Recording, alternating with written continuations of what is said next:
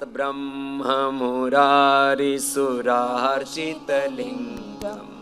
निर्मलभाषितशोभितलिङ्गम् जन्मजदुरारिसुरार्चितलिङ्गम् निर्मलभासितशोभितलिङ्गम् जन्मजदुःखविनाशकलिङ्गम् तत्प्रणमामि सदा शिवलिङ्गम् देवमुनि प्रवरार्चितलिङ्गम् कामदहं करुणाकरलिङ्गम् रावणदर्पविनाशनलिङ्गम् तत्प्रणमामि सदा शिवलिङ्गम् सर्वसुगन्धिसुलेपितलिङ्गम् बुद्धिविवर्धनकारणलिङ्गम् सिद्धसुरासुरवन्दितलिङ्गम्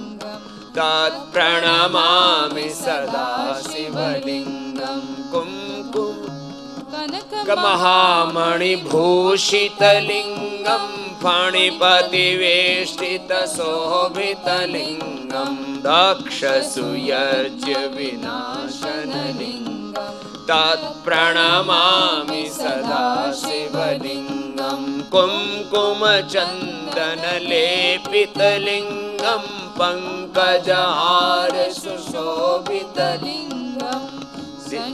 पापविनाशनलिङ्गम् तत्प्रणमामि सदा शिवलिङ्गम्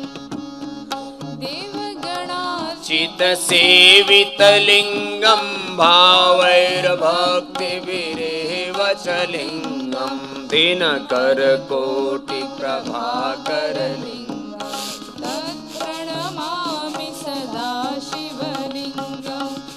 अष्टदलोपरिवेष्टितलिङ्गम्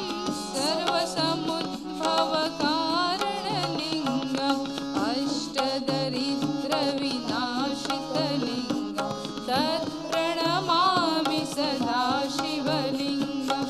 सुरगुरुसुरवरपूजितलिङ्गम्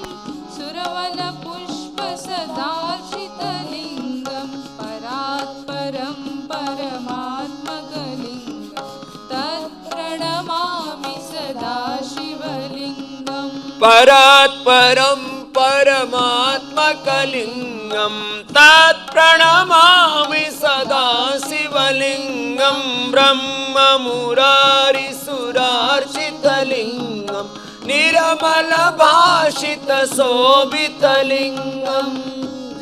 जदुःखविनाशकलिङ्गम् तत्प्रणमामि सदा शिवलिङ्गम् लिङ्गाष्टकम् इदं पुण्यं यः पठेत् शिवसन्निधौ